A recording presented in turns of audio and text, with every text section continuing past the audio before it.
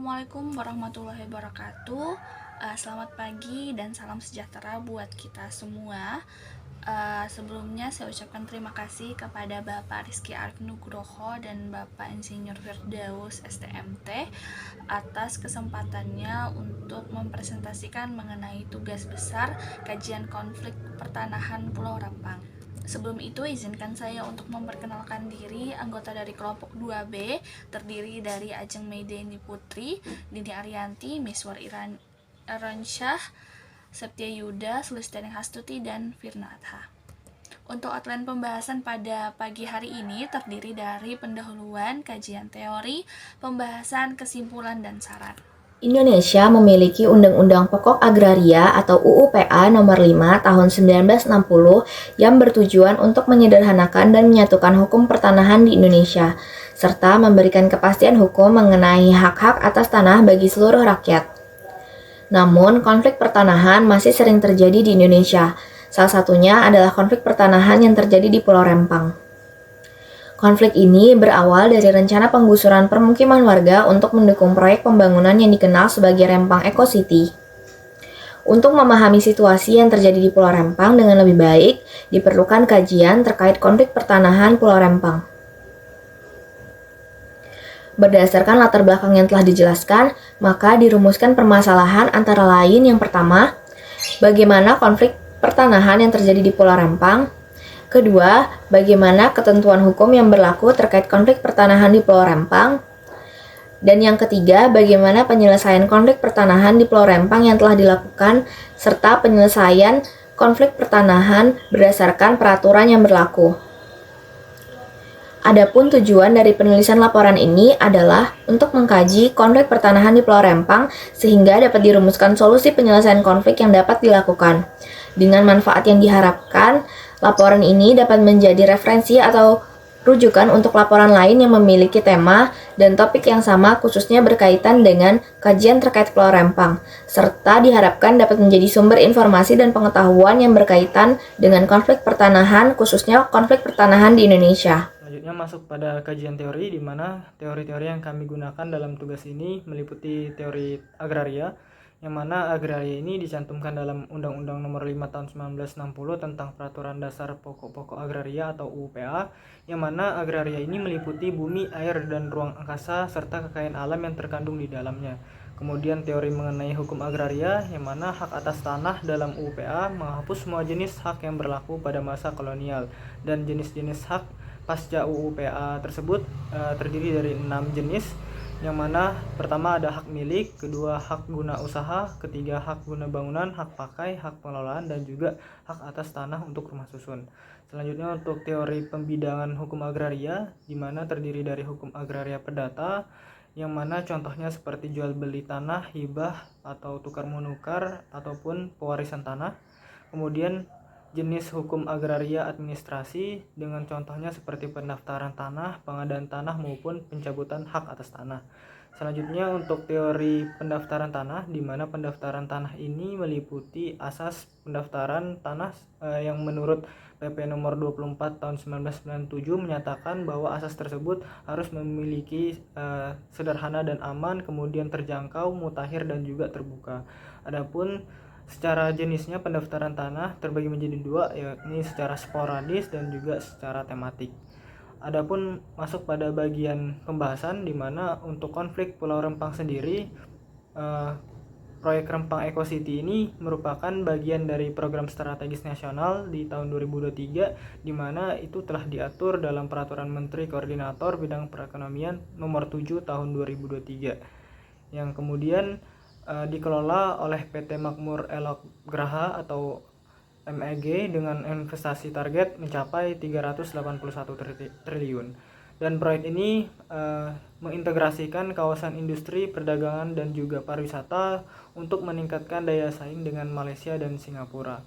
Dan kemudian muncul sebuah konflik yang mana terjadi ketidakpastian hukum terkait tanah, di mana masyarakat Rempang mengklaim bahwa tanah mereka merupakan warisan leluhur, sementara perusahaan memiliki hak guna usaha. Kemudian konflik tersebut memuncak di bulan September di tahun 2023, dan ketika masyarakat menolak relokasi, terjadi terjadi bentrok antara warga dan juga aparat keamanan, yang mana itu didasarkan pada masyarakat adat yang telah menempati Pulau Rempang selama lebih dari 200 tahun, sementara HGU diberikan pada tahun 2001 dan 2002. Kemudian dari adanya batas pengelolaan tanah oleh Badan Pengusaha Batam dan tanah adat yang tidak jelas dan menciptakan tumpang tindih atas penguasaan tanah di Pulau Rempang. Baik, selanjutnya masuk ke ketentuan hukum, di mana pada ketentuan ini kami menggunakan 3 ketentuan hukum. Yang pertama ada Undang-Undang Nomor 12 Tahun 2012 tentang pengadaan tanah bagi pembangunan untuk kepentingan umum adalah undang-undang yang bertujuan untuk menyelenggarakan pembangunan untuk kepentingan umum dengan pengadaan tanah yang dilaksanakan dengan mengedepankan prinsip yang terkandung di dalam Undang-Undang Dasar Negara Republik Indonesia tahun 1945 dan hukum tanah nasional, antara lain prinsip kemanusiaan, keadilan, kemanfaatan, kepastian, keterbukaan, kesepakatan, keikutsertaan, kesejahteraan, keberlanjutan, dan keselarasan sesuai dengan nilai-nilai berbangsa dan bernegara. Kemudian di dalam undang-undang ini juga menjamin tersedianya tanah untuk kepentingan umum dan pendanaannya, serta mengatur tentang perencanaan pengadaan tanah, penyelenggaraan pengadaan tanah, dan pemberian ganti kerugian yang layak dan adil. Kemudian kami menggunakan ketentuan hukum Keputusan Presiden Nomor 41 Tahun 1973, di mana ini mengenai terkait daerah industri Pulau Batam, merupakan keputusan yang mengatur status dan pengelolaan wilayah khusus di Pulau Batam. Keputusan ini dikeluarkan dengan mempertimbangkan pertumbuhan industri dan ekonomi di wilayah tersebut. Kemudian ada isinya juga menyatakan bahwa peruntukan dan penggunaan tanah di daerah industri Pulau Batam adalah untuk keperluan bangunan, usaha, dan fasilitas lainnya yang bersangkutan dengan pembangunan Pulau Batam yang didasarkan atas rencana tata guna tanah untuk pengembangan menjadi daerah industri. Kemudian, ketentuan yang terakhir kami menggunakan dari Peraturan Menteri Agraria Nomor 10 Tahun 2019, di mana peraturan ini mengatur tentang tata cara penetapan hak komunal atas tanah, masyarakat hukum adat, dan masyarakat yang berada dalam kawasan tertentu. Kemudian, dari peraturan ini juga bertujuan untuk memberikan perlindungan hukum bagi masyarakat hukum adat dan masyarakat yang berada dalam kawasan tertentu terkait dengan hak atas tanah komunal. Kemudian, prosedur dari peraturan ini juga menetapkan bahwa hak atas komunal yaitu persyaratan yang harus dipenuhi dan tata cara pengajuan permohonan penetapan hak atas tanah komunal.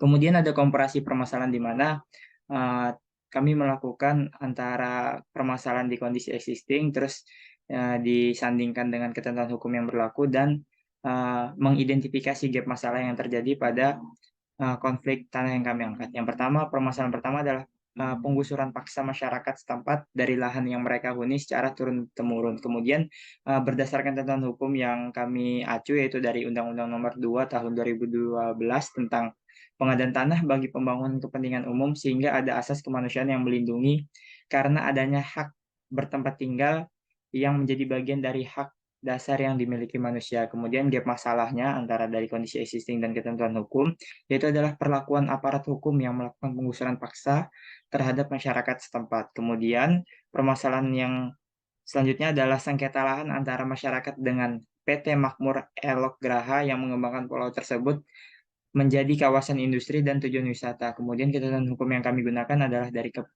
Keputusan Presiden Nomor 41 Tahun 1973 tentang daerah industri Pulau Batam, hak kepemilikan diberikan oleh BP Batam, di mana gap masalah yang terjadi adalah ketidakjelasan hak kepemilikan lahan yang ditempati oleh masyarakat adat tidak dikuatkan dengan peraturan perundangan yang berlaku sehingga menimbulkan sengketa lahan. Yang terakhir ada kondisi existing permasalahannya, itu adalah tanah adat yang dimiliki masyarakat setempat tidak memiliki sertifikat tanah. Kemudian ketentuan hukum yang kami gunakan adalah Permen Agraria Nomor 10 Tahun 2019 tentang tata cara penetapan hak komunal atas tanah masyarakat hukum adat dan masyarakat yang berada dalam kawasan tertentu. Kemudian gap masalah yang terjadi dari permasalahan tersebut yaitu adalah ketidakjelasan pemerintah daerah dalam mengurus sertifikat tanah milik masyarakat adat.